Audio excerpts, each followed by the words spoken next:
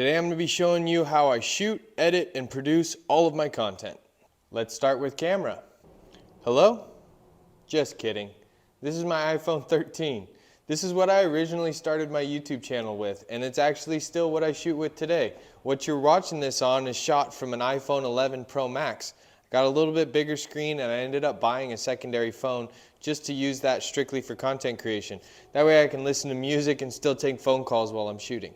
I think it's a common misconception that you need a big, fancy, expensive camera to shoot content. You really don't. We all have a nice enough camera on the phone sitting in our pockets or in our hands. These iPhone cameras make great quality. They shoot up to 4K.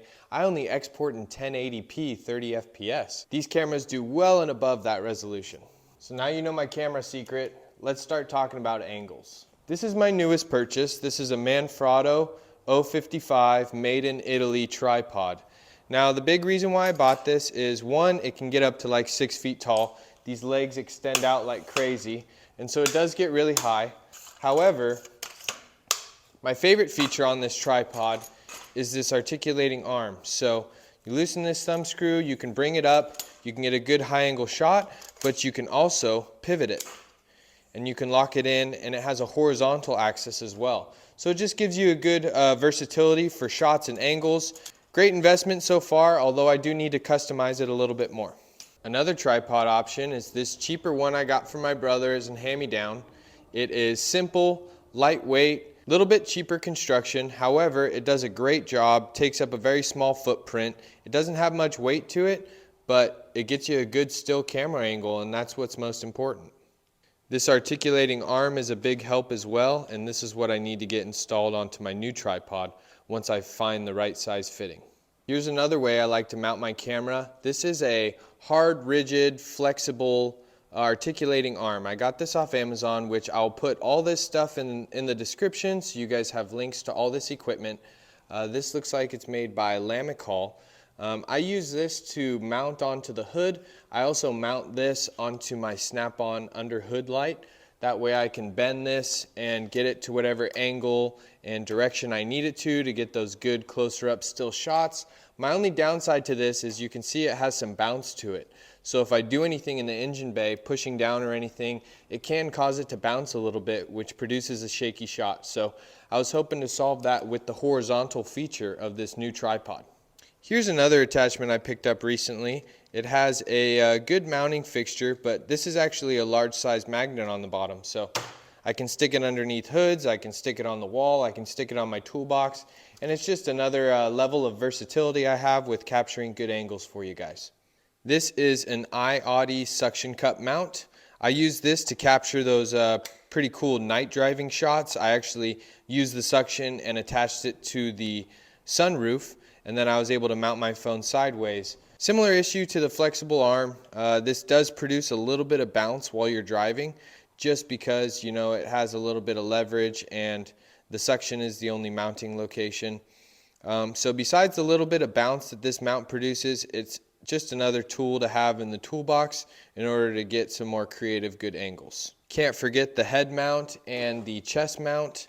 I picked these up on Amazon. I tried them out in one of the videos. I'm sure you guys remember. I wasn't a big fan of it. It just kind of causes the video to go all over the place. However, there are situations in which these would come in very handy. So it's good to have just in case I ever need them. That covers it for angles. I mean, you can hold it in your hand like I'm doing. You're just going to be one-arm Willie the whole time. So any way that you can get a good, nice, solid, steady shot while having both hands free. Psst. Let's talk about audio now. So this is the first microphone I ever used.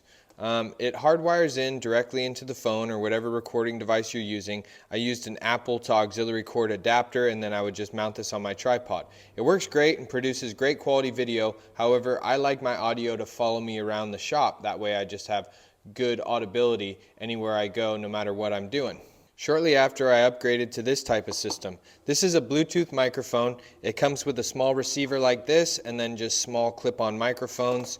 You're able to just turn these on and give them power, and they last for several hours. They travel all around the shop with you. This is currently what I'm recording my audio on right now as you watch this. So I've been very happy with the audio output. They're relatively cheap. I got this 2-pack for maybe 30 or 40 bucks.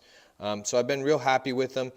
Although I did order a second brand just as a backup because these are pretty fragile and I do tend to beat my belongings up pretty good, so it's always nice to have a backup just in case. That covers it for the physical items used. Let's jump over into the office and I'll show you what I do to edit and produce my content as well.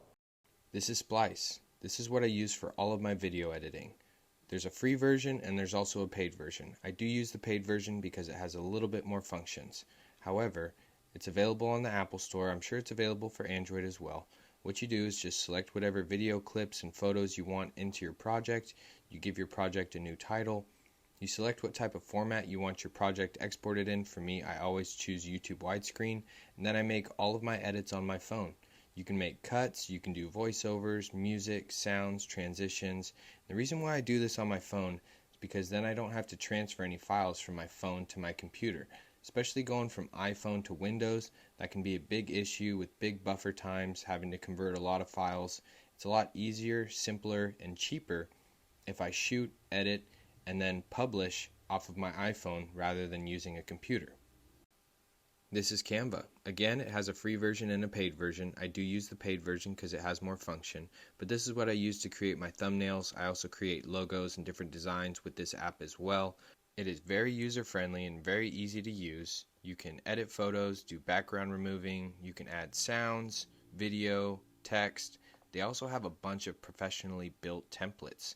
You can pull a template from, input your photo, change the text a little bit, and completely customize a professionally made template to really step your thumbnail game up. Paid version gives you a bunch more access to stock footage, stock videos, and different elements within the app that really help with thumbnail creation and just overall design. So got to give a shout out to my big brother Evan. He's the one that taught me everything I know about YouTube and explained and showed me everything that I just showed you guys. He started his YouTube journey about a year and a half before me, and he was the one that turned me on to using my iPhone, using Splice, using Canva, and how to make a good thumbnail. Besides you guys out there, he's been one of my biggest supporters on this journey, and so I just can't thank you enough. Evan, I really appreciate you, man. If you have any interest in the topics of financial knowledge, entrepreneurship, business creation, bringing ideas or inventions to market, basically anything business or finance related, please go check out his content. He's on Instagram, he's on YouTube, he's on Facebook, he's all over the place. And I'll put the link in the description as well as right down here. Last but not least, you guys asked for it, so here it is. I'm going to be officially launching my Patreon page today. You'll be able to find me at patreon.com/dayoffdiy. Patreon will be used for directly supporting the channel.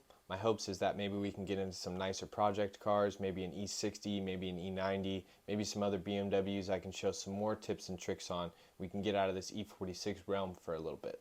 Thanks for watching. I really appreciate every single one of you out there. I wouldn't be able to do this without you, and you guys really keep me going through the comments, so I appreciate every single one of you. We got some more stuff coming for this week, so stay tuned, and until then, I'll see you on my next day off.